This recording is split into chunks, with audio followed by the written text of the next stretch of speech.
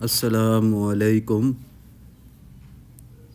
حیا ایمان کا جز ہے اور ایمان جنت میں لے جانے والا ہے، اور بدکاری، بد زبانی، اکھڑ مزاجی بدخلقی سے ہے، اور اکھڑ مزاجی جہنم میں لے جانے والی ہے۔ بحوالہ مسند احمد۔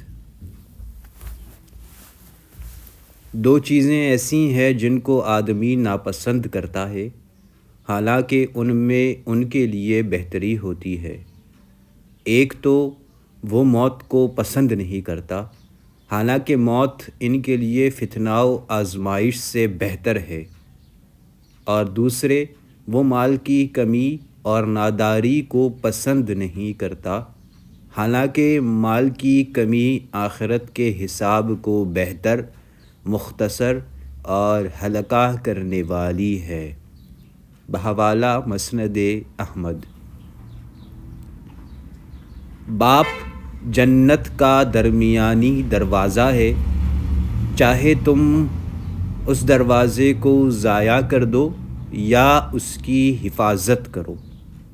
بحوالہ ترمذی۔ جو شخص یعنی بندہ مومن تین باتوں سے بری ہو، وہ جنت میں داخل کر دیا جائے گا: تکبر سے، خیانت سے اور مکروز ہونے سے۔ بحوالہ ترمذی۔ دل زنگ آلود ہو جاتے ہیں جس طرح لوہا پانی لگنے سے زنگ آلود ہو جاتا ہے۔ عرض کیا گیا کہ اللہ کے رسول صلی اللہ علیہ وسلم، ان کی صفائی کس طرح ہو سکتی ہے؟ آپ صلی اللہ علیہ وسلم نے فرمایا کہ موت کو کثرت سے یاد کرنے سے اور قرآن حکیم کی تلاوت کرنے سے۔ بحوالہ بہقی فی شعب الایمان۔ دین بہت آسان ہے، لیکن جس نے اس دین سے زور آزمائی کی تو دین اسے ہرا دے گا۔ سرکشی کے باعث وہ شخص ناکام و نامراد ہی رہے گا، لہٰذا تم راہ راست پر استقامت سے جمے رہو اور میانہ روی اختیار کرو۔ بشارت ہے ان لوگوں کے لیے جو صبح و شام نیز رات کے آخری پہر اللہ رب العزت کی بندگی کے ذریعے اس کا قرب تلاش کریں۔ بحوالہ صحیح بخاری۔ حضور اکرم صلی اللہ علیہ وسلم کے سامنے دو آدمیوں کا ذکر کیا گیا، جن میں سے ایک عابد تھا اور دوسرا عالم، کہ ان دونوں میں سے کس کا مقام افضل ہے؟ تو آپ صلی اللہ علیہ وسلم نے فرمایا کہ عالم کو عابد پر ایسی ہی فضیلت حاصل ہے جیسی آپ صلی اللہ علیہ وسلم کی فضیلت اس شخص پر جو تم میں سے سب سے ادنا درجہ رکھتا ہے۔ اس کے بعد آپ صلی اللہ علیہ وسلم نے فرمایا کہ بلا شبہ اللہ تعالیٰ اور اس کے فرشتے، آسمانوں اور زمین کی تمام مخلوقات، یہاں تک کہ چیونٹیاں اپنے بلوں میں اور مچھلیاں پانی میں، اس کے لیے دعائیں خیر کرتی ہیں جو لوگوں کو بھلائی کا درس دیتا ہے۔ بحوالہ ترمذی۔ چار باتیں انبیاء اور رسل کی سنت میں سے ہیں: شرم و حیا، عطر کا استعمال، مسواک کرنا، نکاح کرنا۔ بحوالہ ترمذی۔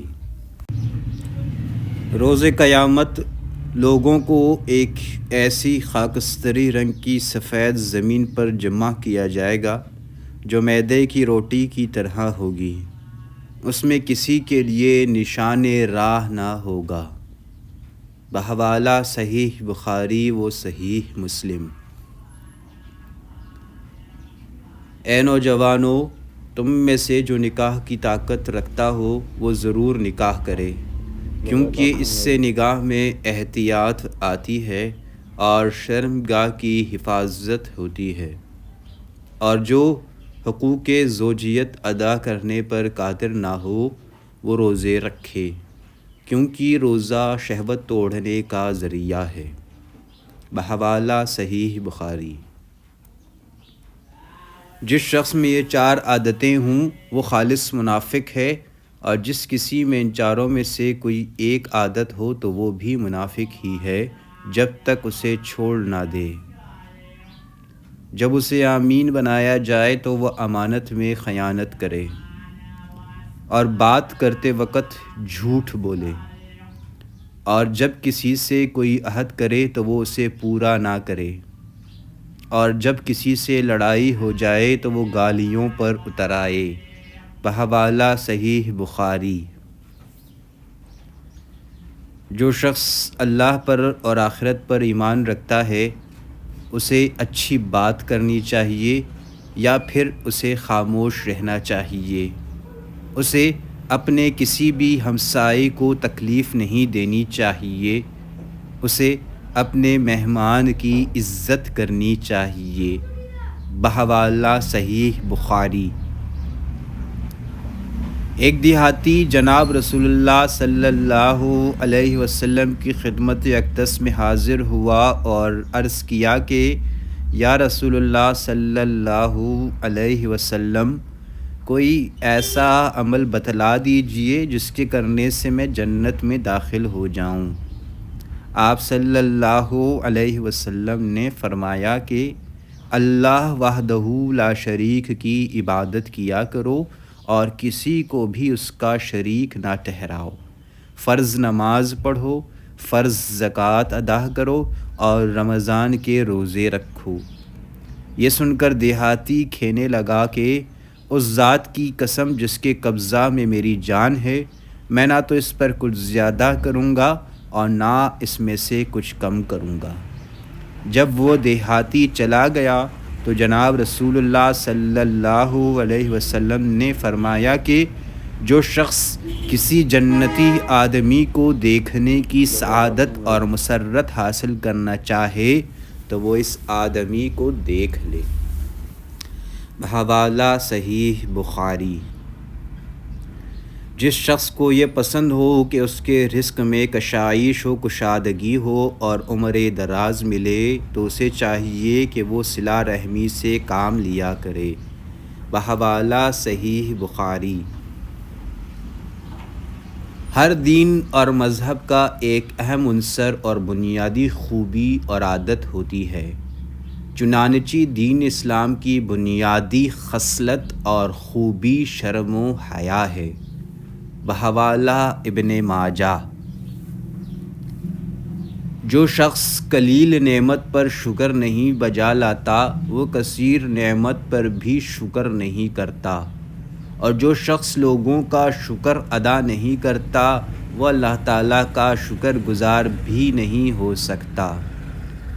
اللہ تعالیٰ کی دی ہوئی نعمت کا اظہار شکر ہے اور اس کا اظہار نہ کرنا ناشکری ہے، اور جماعت سے وابستگی رحمت ہے جبکہ تفرقہ اور گروہ بندی عذاب ہے۔ بحوالہ صحیح بخاری و صحیح مسلم۔ اللہ تعالیٰ 3 کام کرنے سے خوش ہوتا ہے۔ وہ خوش ہوتا ہے کہ ہم خالصتاً اسی کی عبادت کریں، اس کے ساتھ کسی کو بھی شریک نہ کریں، اللہ کی کتاب کو مضبوطی سے پکڑے رکھیں یعنی اس پر عمل کریں۔ بحوالہ صحیح مسلم۔ اللہ تعالیٰ 3 کاموں سے راضی اور خوش ہوتا ہے۔ ہم لوگ صرف اسی کی عبادت کریں، اللہ کے ساتھ کسی کو بھی شریک نہ ٹھہرائیں، اللہ کی آسمانی رسی یعنی قرآن کریم کو مضبوطی کے ساتھ تھامے رکھیں، تفرقہ بازی میں نہ پڑھیں، جبکہ اس کی ناراض اور ناخوش کرنے والے 3 کام یہ ہیں: فضول بحث مباحثے، بے فائدہ سوال جواب، مال جیسی قیمتی شے کو بغیر سوچے سمجھے خرچ کرنا۔ بحوالہ صحیح مسلم۔ باہمت اور طاقتور مومن اللہ تعالیٰ کے نزدیک ناتواں اور کمزور مومن سے زیادہ پسند ہے، اور خیر تو دونوں ہی میں ہے۔ ہمارے لیے جو چیز فائدہ مند ہو اس کو حاصل کرنے کی کوشش کیا کریں اور اللہ تعالیٰ سے مدد مانگتے رہا کریں۔ بحوالہ صحیح مسلم۔ سیدنا محمد صلی اللہ علیہ وسلم یہ دعا مانگا کرتے تھے، جس کا ترجمہ ہے کہ اے اللہ، میں تیری پناہ مانگتا ہوں عاجز آ جانے سے، سستی سے، بزدلی اور بڑھاپے سے، اور میں تیری پناہ مانگتا ہوں زندگی اور موت کے فتنے سے، اور میں تیری پناہ مانگتا ہوں عذاب قبر سے۔ بحوالہ صحیح بخاری۔ جب کوئی شخص اپنی حلال اور پاکیزہ کمائی سے اللہ کی راہ میں کھجور کا ایک دانہ صدقہ کرتا ہے تو اللہ تعالیٰ اسے قبول کر کے اپنے ہاں اس کی اس طرح پرورش کرتا ہے جیسے ہم لوگ اپنے گھوڑے اور اونٹنی کے چھوٹے بچے کی بڑی محبت سے نگہداشت کرتے ہیں، یہاں تک کہ کھجور کا وہ ایک دانہ بڑھ کر پہاڑ کے برابر ہو جاتا ہے۔ بحوالہ صحیح بخاری۔ جو قوم ہدایت کے بعد گمراہی کے راستے پر چل پڑتی ہے، اسے آپس کے اختلافات اور فضول بحث مباحثے میں مبتلا کر دیا جاتا ہے، جیسے حالات پاکستان میں پچھلے 77 سال سے چل رہے ہیں۔ پھر آپ صلی اللہ علیہ وسلم نے سورہ زخرف کی یہ آیت تلاوت فرمائی، جس کا مفہوم یہ ہے کہ انہوں نے سیدنا عیسیٰ صلی اللہ علیہ وسلم کی مثال آپ صلی اللہ علیہ وسلم کے سامنے صرف اختلاف اور جھگڑنے کے لیے بیان کی ہے، در حقیقت یہ لوگ ہیں ہی جھگڑالو۔ بحوالہ ترمذی۔ اگر زمین اور آسمان کی ساری مخلوق کسی ایک مومن کے قتل میں شریک ہو جائیں، ایک دوسرے سے تعاون کریں، تو اللہ تعالیٰ ان سب کو جہنم میں ڈال دے گا۔ سن لیجئے غور سے سب۔ بحوالہ مسند احمد۔ اللہ تعالیٰ جس گھڑی اپنے بندے کے سب سے زیادہ قریب ہوتا ہے وہ رات کا آخری حصہ ہے۔ اگر ہمارے لیے ممکن ہو تو اس گھڑی اللہ تعالیٰ کا ذکر کیا کریں اور اس کے سامنے عجز و نیاز کا اظہار کیا کریں۔ بحوالہ ترمذی۔ دانشمند شخص وہ ہے جو اپنا محاسبہ کرتا رہے اور آخرت میں کام آنے والے اعمال کرتا رہے، اور عاجز اور بے عقل شخص وہ ہے جو اپنے آپ کو اپنی خواہشات کا تابع اور غلام بنا لے اور اللہ تعالیٰ سے بھلائی کی امیدیں بھی رکھے۔ بحوالہ ترمذی۔ آخری دور میں آپ صلی اللہ علیہ وسلم کی امت میں ایسی عورتیں ہوں گی جو بظاہر تو کپڑے پہنے ہوں گی لیکن حقیقتاً وہ برہنہ یعنی ننگی ہوں گی، باریک اور چست لباس پہننے کی وجہ سے۔ اور جنہوں نے صرف برا اور پینٹی پہنی ہوتی ہے تو ان کے بارے میں کیا خیال ہے آپ سب کا؟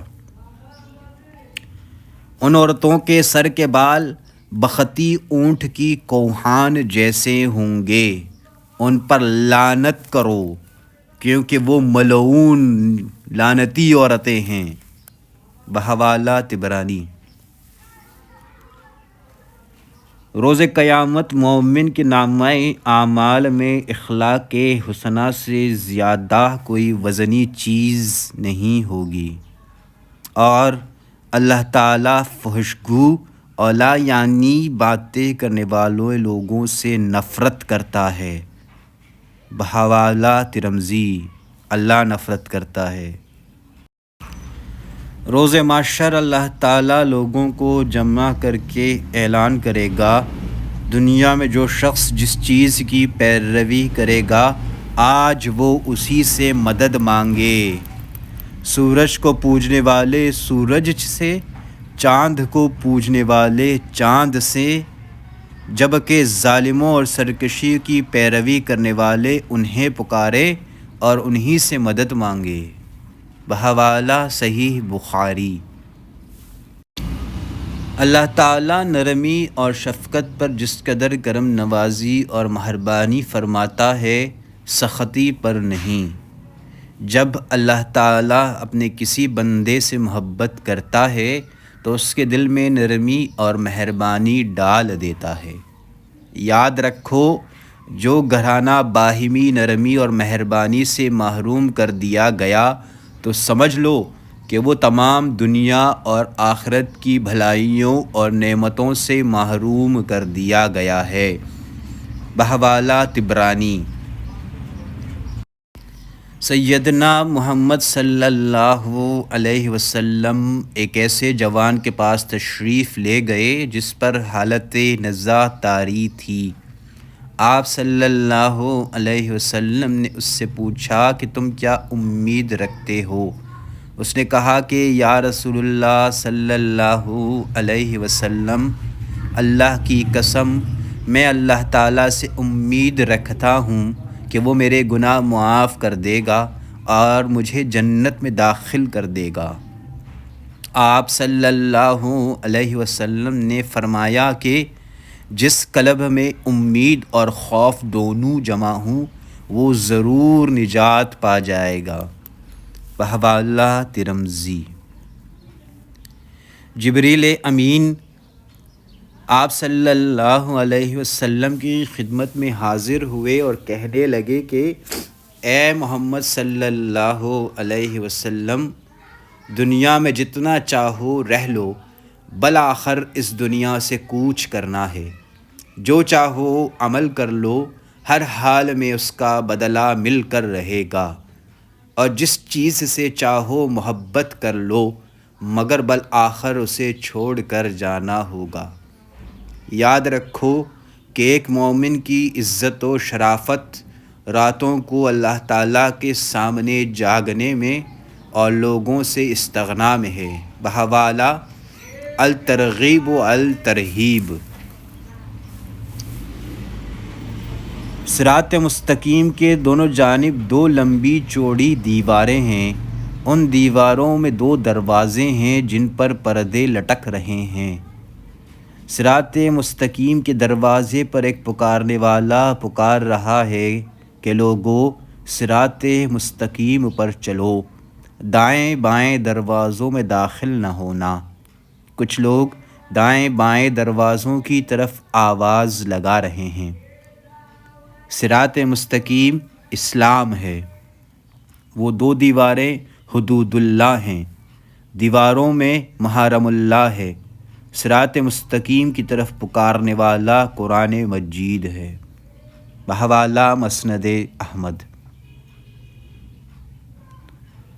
تم یعنی ہم لوگوں کو نیکی کا حکم دیتے رہو اور برائی سے روکتے رہو۔ اگر ہم نے امر بالمعروف و نہی عن المنکر کا فریضہ چھوڑ دیا تو پھر ہم دعائیں کریں گے اور لیکن وہ قبول نہ ہوں گی۔ بحوالہ ابن ماجہ۔ فرض نماز پنجگانہ قائم کرنا، زکوٰۃ پابندی سے ادا کرتے رہنا اور ہر مسلمان کی خیرخواہی کا اہتمام کرنا ایک مسلمان پر لازم ہے۔ بحوالہ صحیح بخاری۔ کسی شخص کو بھی اس کا عمل جنت میں داخل نہیں کر سکتا اور نہ ہی مجھے، مگر اللہ تعالیٰ کی رحمت اور فضل ہی میں جنت میں داخلے کا سبب بن سکے گا۔ بعض لوگ نیکی کرنے والے ہیں، اللہ تعالیٰ انہیں نیکی کی مزید توفیق عطا فرمائے گا۔ بعض لوگ کسی گناہ اور معصیت میں مبتلا ہوں گے تو اللہ تعالیٰ انہیں اسی دنیا میں کسی صورت میں سرزنش اور ناگواری کا اظہار فرما کر بخش دے گا۔ سبحان اللہ۔ بحوالہ صحیح بخاری۔ ایسے کاموں کو چھوڑ دو جو تمہیں شک و شبہ میں ڈالتے ہوں، کیونکہ صدق اطمینان اور سکون کا ذریعہ ہے، اور کذب عدم اطمینان اور ہلاکت کا ذریعہ ہے۔ بحوالہ ترمذی۔ غصے کے اس کڑوے گھونٹ پر اللہ تعالیٰ کے ہاں بہت زیادہ اجر و ثواب ہے جو اللہ تعالیٰ کی رضا اور خوشنودی کی خاطر پی لیا جائے۔ بحوالہ ابن ماجہ۔ اللہ تعالیٰ کی 100 رحمتیں ہیں، ان میں سے ایک رحمت اس نے تمام انسانوں، جنات، جانوروں، چرند و پرند، بحری مخلوقات اور اشراط الارض کے لیے خاص کی ہے۔ اس ایک رحمت کا نتیجہ ہے کہ یہ ساری مخلوقات ایک دوسرے پر شفقت سے کام لیتی ہیں۔ بقیہ 99 رحمتیں اللہ تعالیٰ نے اپنے نیک بندوں کے لیے مخصوص کر رکھی ہیں، جس کا اظہار روز قیامت ہوگا۔ سبحان اللہ۔ بحوالہ صحیح بخاری و صحیح مسلم۔ ایک ذرہ پوش شخص حضور اکرم صلی اللہ علیہ وسلم کی خدمت اقدس میں حاضر ہو کر عرض کرنے لگا کہ یا رسول اللہ صلی اللہ علیہ وسلم، میں پہلے قتال میں شریک ہو جاؤں پھر اسلام قبول کروں، یا اسلام لانے کے بعد قتال فی سبیل اللہ میں حصہ لوں؟ آپ صلی اللہ علیہ وسلم نے ارشاد فرمایا کہ قتال فی سبیل اللہ کے لیے مشرف با اسلام ہونا شرط ہے۔ چنانچہ اس شخص نے اسلام قبول کیا اور پھر کافروں سے لڑنے لگا، یہاں تک کہ وہ شہید ہو گیا۔ بحوالہ صحیح بخاری و صحیح مسلم۔ آپ صلی اللہ علیہ وسلم نے پہلے ہم لوگوں کو قبروں کی زیارت سے منع کیا تھا، اب زیارت کرنے کی اجازت دیتے ہیں۔ زیارت قبور میں عبرت و نصیحت ہے۔